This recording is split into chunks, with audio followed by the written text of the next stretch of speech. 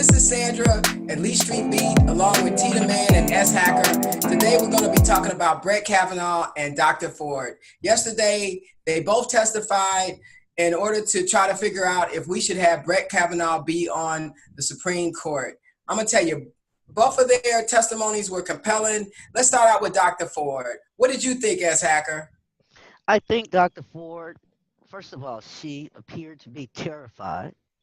She showed a lot of courage to even come forward with her testimony, considering that she's had to rearrange her life due to people harassing her at her job, harassing her at her home, harassing her just wherever she is. And then people are sending death threats to her. She's had to move and hire security staff. And again, her life has been just totally disrupted by, first of all, her life was disrupted, if the allegations were true, by the incident that happened when she was a child. Again, when you're in high school, you're a child. And to be traumatized in that way, again, if the allegations are true, it's just, it's sad that she's being re-traumatized as an adult. And again, I believe her. I believe her testimony. And I believe that a lot of people are focusing on the actual assault. What I'm concerned about is the fact that this guy, who's going to have a lifetime appointment to the highest court in our land, was an avid drunk in high school. You know, again, in the state of Alabama, you're supposed to be 21 before you can legally purchase alcohol. And again, to other people who have, who have come out and said that he was known to, have a not a dependence on alcohol, but seemed like a joy for drinking in high school. And I'm going to leave it at that. Tita Man, you saw Dr. Ford yesterday. She dropped some real serious knowledge about her memory. How were you affected by her testimony? Did you believe her? I thought she was a very credible person. I also know that people who have been sexually assaulted, they know who the accuser is. Mm-hmm. And she know that Brett Kavanaugh was the person who did this to her. Now, I thought it was also compelling that Dr. Ford said that, your brain isn't quite developed at 15 as when you're 18 or 21 or older. But this left an indelible impression upon her because the fact was that he was sexually assaulting her, and the fact was that she felt that he might have killed her. She's not saying that he purposely tried to kill her, but he might have accidentally tried to kill her, and she never forgot that. And she knew, and over years, 35 years, it's hard to know where this place might have occurred. I had a friend, she lives here, and she lived on Emerson Street next to Sandra. You know where Ebenezer Church is. I do. Let's take a picture of my old house. And I couldn't remember, there's two houses that look exactly the same. One is yellow, one is brown. I don't remember which one was her house, but I know one of the two was her house. That's because memory fades with time. Mm-hmm. Brett Kavanaugh came out there with his fake anger, then he cried, and then basically was when you got to go back and look at the whole thing. This was about a white man that is powerful, that has means. He's not going to stand up to be accused by a woman who he feels is inferior to him, regardless of her education. And she's highly educated. Yeah, she's highly educated, but the thing is, he feels that he has the law on his side and his belief. Now, they told her to come with some evidence, so she came with evidence. Then they said, well, bring proof. And she says, my proof is here. I need help getting my proof by getting Mark Judd to come here and testify. And they said, well, you know what? You ain't got no proof. We ain't going to do it. Because this is an end-sum game. They want him on that court. They don't care. They know this president does the same thing. And that's why we have this thing. These aren't men, the moral character. The FBI thing, well, we want the FBI to investigate. The FBI, what they need to have the FBI do is not just investigate the allegation. they need the FBI to do a background check as if he's getting a high security clearance. Because then they're going to ask about his drinking habits, his Right. socialization, his friends, and any rumors that may pertain to him. See, Right. so it's little words in the nuances in the words and you says, oh, FBI background check. Mm-hmm. Listen, I had people call me, and my friend worked in the State Department, and the FBI, he asked me questions about him, and the agent didn't even know that the man didn't even have a bank account. Mm-hmm. And he Wow. says, well, why don't he have a bank account? I said, because he don't trust banks. So you need to go and ask him. So, Exactly. and then some things, you know, when you're, and it's not because he got bad credit, Mm-hmm. he don't trust banks. So everything he does is in money orders. Everything he does is in cash. But when you're getting a security clearance and you doing stuff like that, you need to be on a little bit more scrutiny. Right. So, Sandra, how do you feel as a woman? You know, being probably might have been attacked one time in your life. Talk about your life experiences. And what do Yeah. you think? Well, you know, there's been 2 occasions where, you know, I was nearly subjected to rape, you know, when I think about it. And her testimony was riveting to me. It made me, you know, cry. I mean, I really felt her pain. I know how it is to be young and be confused. She was embarrassed and she didn't want to tell anybody that she had a drink, you know, 1 beer, and that, you know, she was involved in a situation that she probably, her parents might have looked at and said she should have avoided. But, you know, on the real, I really felt like Brett Kavanaugh really does not show the temperament that we need to have for a judge on the Supreme Court. He came out very partisan, throwing shots at the Democrats, talking about, you know, this could have been investigated, that he welcomed the investigation. He did not welcome an FBI investigation. They understand, all the Republicans understand, especially Lindsey Graham. Lindsey Graham, his behavior was egregious. And this man is looking to I guess, you know, get a different appointment, you know, from where he's at with Donald Trump. The speech that Brett Kavanaugh gave, it was heartfelt when he talked about his children, how his daughter is saying that they should pray for Dr. Ford. It was empowering to say that, you know, his life will never be the same. At the same time, he lied all the way through that. And you know what?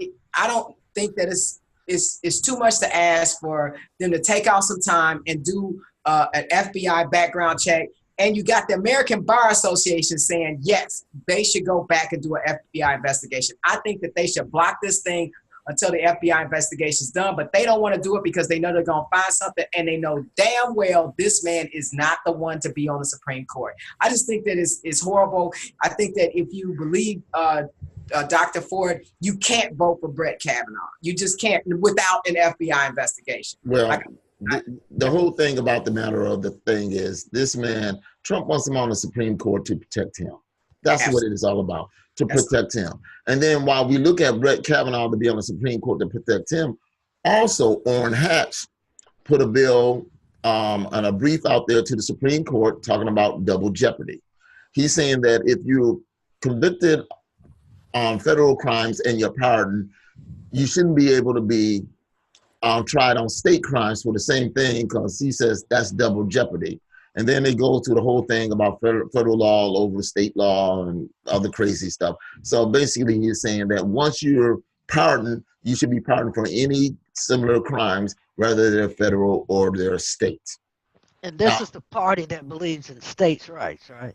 Of course, states' rights only benefit them when it's, you know, when they like it. When they don't like it, they don't want to hear it. And this is the thing, you know, I mean, you got a president here who's just, you know, egregious. Donald Trump is, you know, is an immoral person. Donald Trump likes to elect people who are immoral. You know, that's why he put Brett Kavanaugh. Finding the most horrible people and bringing them out and saying, hey, you know, let me clean him up and bring him out. Right. You know, Brett Kavanaugh, listen, Brett Kavanaugh is an alcoholic. You know, he was sitting there, he was drinking that water, and I said, somebody got to get him a glass of gin, because, you know, that's what he that's what he was doing. I like beer. I drink beer. We drank beer. I might have drank too many beers. I think you can do a commercial for beer. Right. I think so. Right. And what's your limit?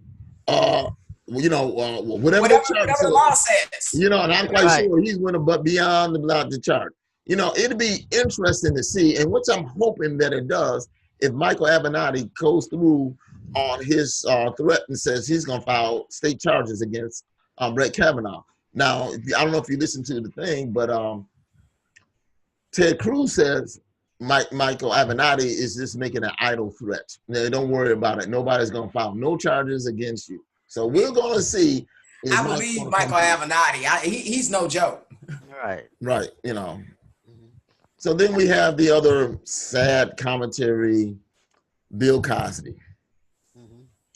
And Bill Cosby's incarcerated now. Yeah, and he's doing 3 to 10. He's an old man and he's blind.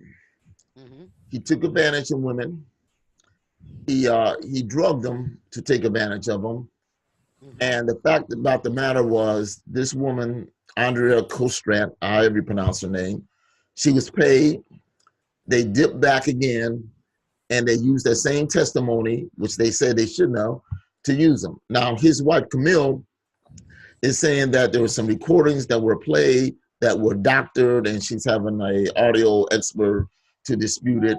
And I guess this is a way for them to feel that they can appeal it. But you know what? Bill done wrong, so he's got to pay for his sins. That's the fact of the matter of it is.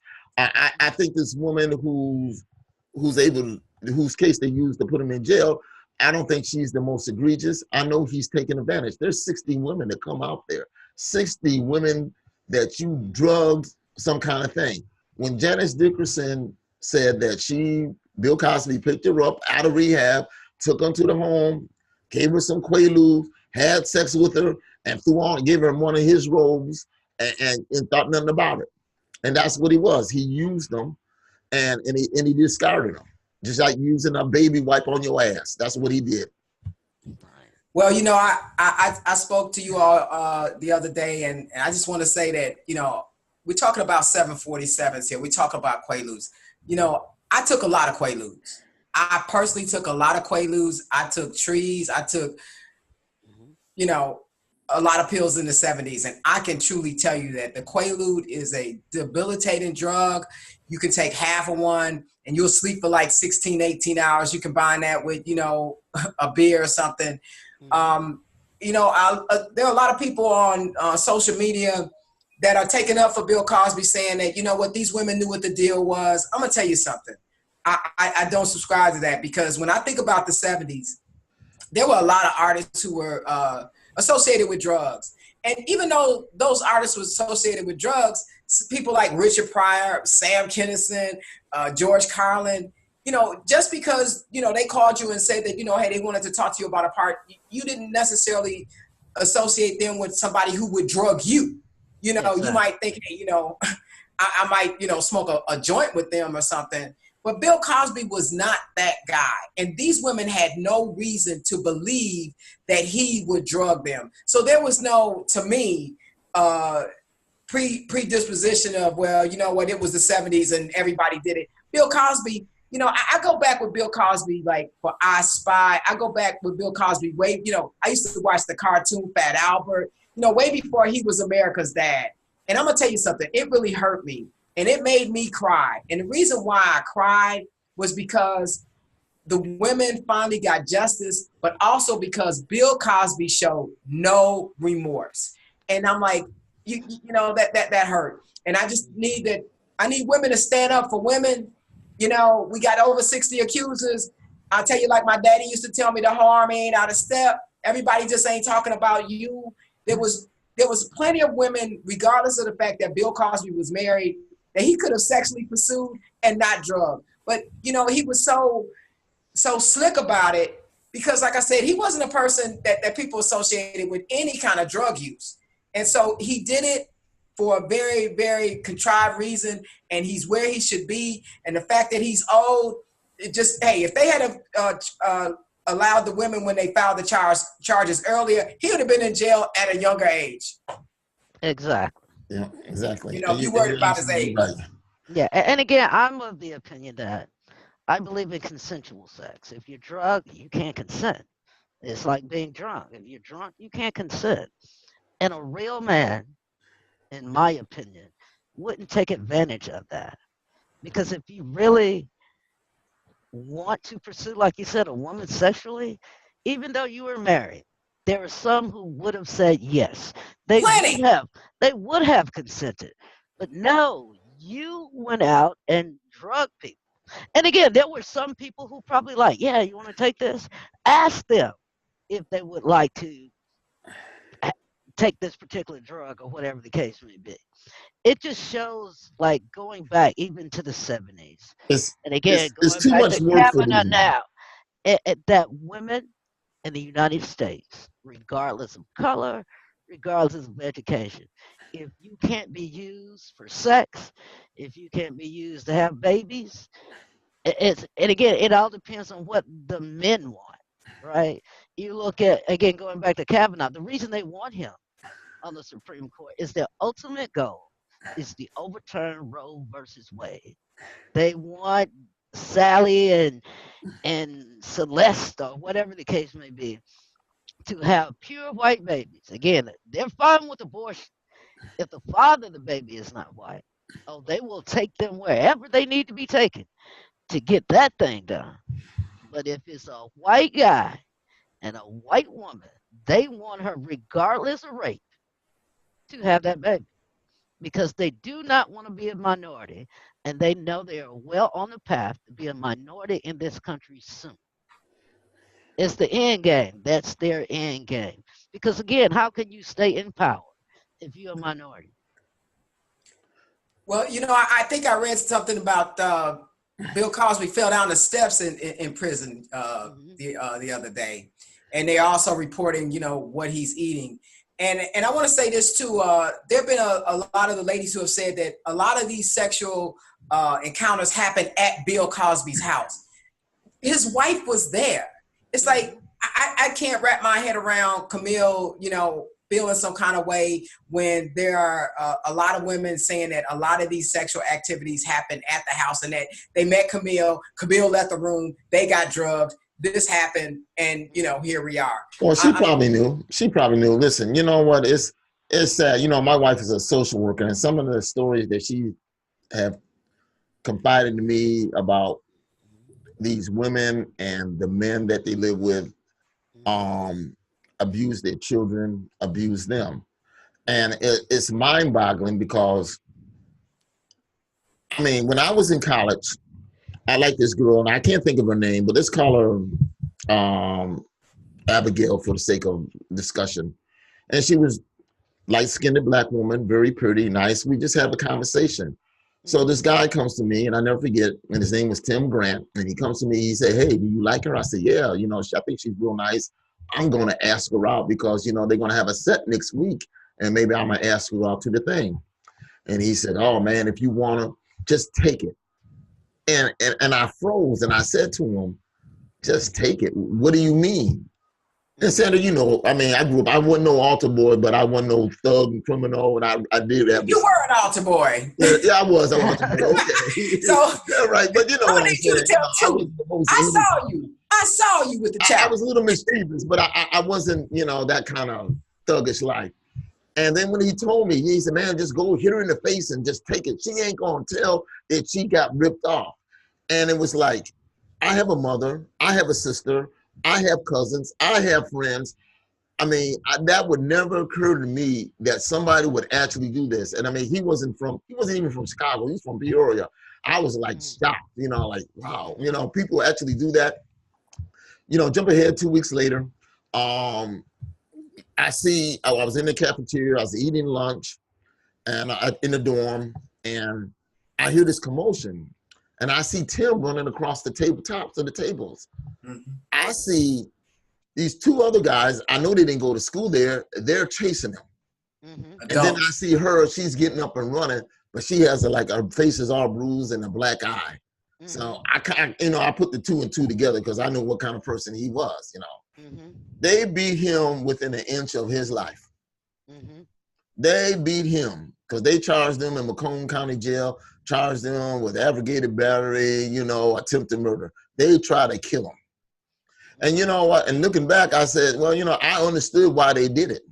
Mm-hmm. Absolutely. Because sometimes we feel that waiting on the justice system to avenge or get justice for our victims, it doesn't happen. You know, and it's kind of like in Magnificent Seven.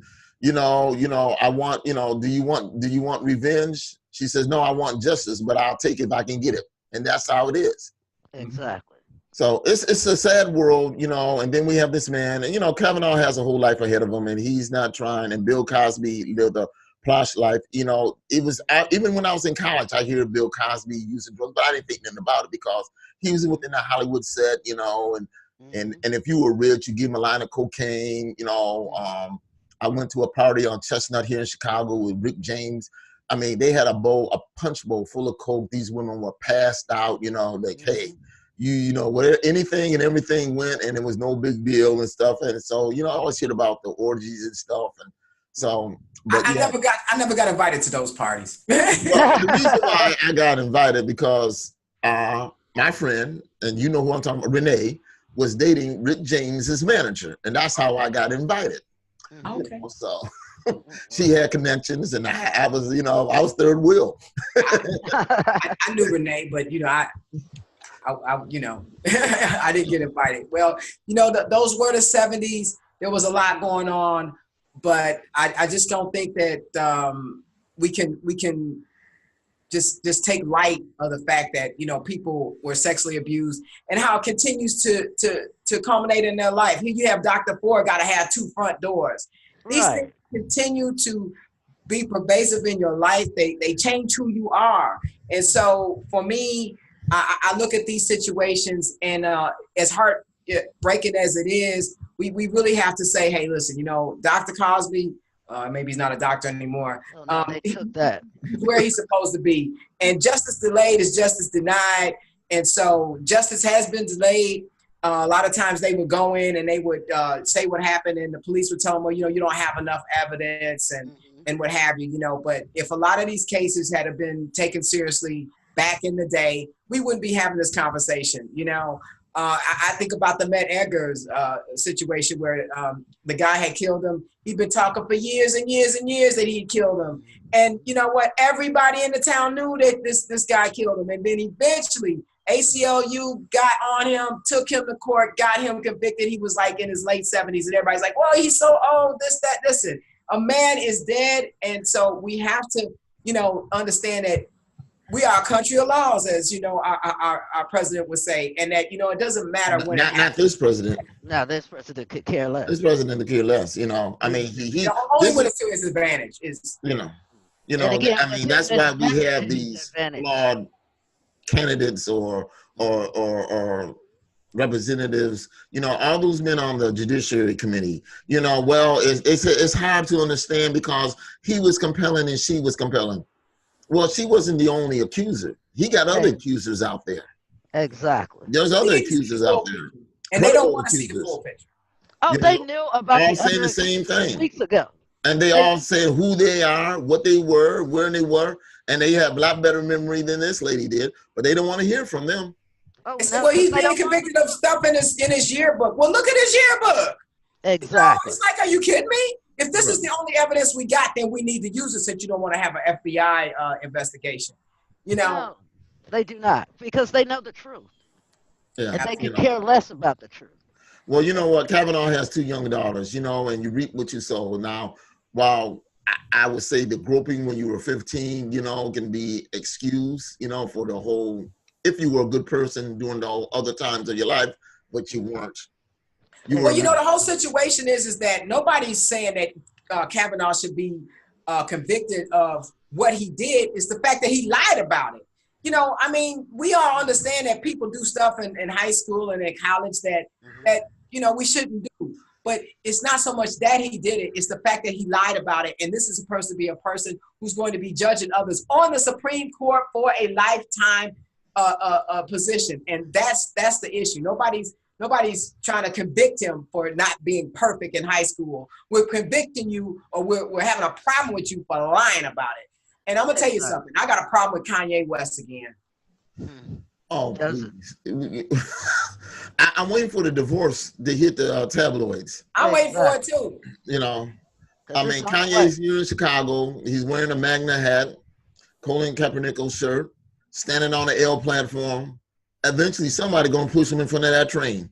It's just a Okay. matter of time. Exactly. Keep wearing that hat. It's like this guy, right? This white guy at my local McDonald's, right? He used to come in there with his MAGA hat on and sit, play chess and all this, right?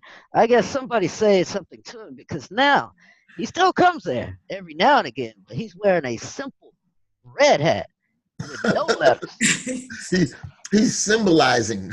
He's Well, symbolizing again, what he. yeah, yeah, but he's not as brave as he once was with his MAGA hat. He probably still wears it, but not at that location. Yeah, I think that Kanye's trying to conflate, him wearing, Kaepernick pants, and a mega hat, with, he's an equal opportunity, love everybody kind of person. And I think that most of us are saying that he's confused and that he needs to really understand that when you're supporting somebody like Donald Trump, you're looking at a person who is marginalized people of color. And he will understand by and by as his children of color grow up and how every now and then they make it, profile, because they're going to be with Kim and they're going to be in Hollywood, but eventually they're going to go out somewhere and he's going to understand that regardless of Kim being Armenian, his kids are black and they will be profiled one way or another. And they won't care that their last name is West or their first name is Chicago. It's like Michael Jordan said years ago, right? He was like, this is when he was at the height, of his basketball wizardry, right? He said that if he was standing on the corner in Chicago with a hood on his head, nobody knew who he was. He could not get a cab. Absolutely. Right? Absolutely. So there you go. Again, if they know who you are, they'll roast your chestnuts for you, right? But if they don't know, they would treat you like the people that Colin Kaepernick are standing up for, right? And to me, Kanye, at this point, you just look at the outfit, it has a split personality, right? On one side, I love everybody, even white supremacists, right? And Jesus Christ is going to have to give me a pass on this one because I would find it hard to love a white supremacist. And then the other side, he's with the black people, right? He's with the protest. And again, it's not the black people. He's with justice. Because again, in America, just because you pull over a black man, that does not mean that he is a threat to you and that you have to come out with guns blazing. Remember that kid in what was it, Cleveland, Ohio, they killed? And Yeah. he had a fake gun. Again, they pulled the trigger on that kid within a minute of them pulling up. Right? Yeah.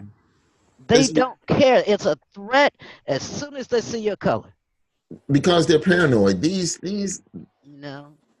cops that are in these urban cities, they already, especially if they're not from there, they already have a predisposition on what they think there is because they're taught that anybody that you see is a criminal. They might have a gun. They tell them to be scared in order to protect themselves. And if you're going to err on the side, make sure it's you the one to be able to tell the story. Just like this thing in Dallas, Texas. This cop, she parks on the wrong floor. She goes to the wrong door and she shoots the man. And when she turns the lights on, then she realizes she's in the wrong apartment. She probably was drunk. But they fired her. Right. They're charging her with manslaughter. But the police union will still support her. Right. They will support her. And that's sad. And another thing is sad. I just happened to be online and they were talking about groping, and this woman named Val O'Connell, and she's from Bozeman, Montana. And Val said that 15-year-old boys groping girls, there's nothing wrong with it. But this is part of the Trump era. There's nothing wrong with it. There's nothing wrong with putting kids in cages. There's nothing wrong with dehumanizing people. And so, people say we need to get back to civility. I think we do. But I guess at what cost are we going to do it? When we're completely annihilated, and then when they just look at us and walk on by, You know, you got people on the border that are Hispanic, born in the United States. They say, oh, you know what? You had a midwife. Well, you know what? You're not a U.S. citizen. We're just not going to renew your passport. Right. So you're a man without a country. Exactly. So I don't know. We got to get away from the crazies. We got to get the crazies out of there. And you know, one of the ways was getting rid of not having Kavanaugh on the Supreme Court, but that doesn't look like it's going to happen. Exactly. Because, you know, just like in the Bible, you know, Sodom and Gomorrah, and the Lord asked Lot to find 10 good men. Well, hell, we just asking for 2. Okay. Exactly. We're really asking for 1. And again, I would have well, the 1 is done. The 1 ain't gonna be done, but I'm just talking about in the full Senate vote, we need 2. That's what it is. You need 2. You're not gonna find 1 good man or 1 good woman. And I just know as a woman how Susan Collins and Lisa Merkel, Murkowski think about it.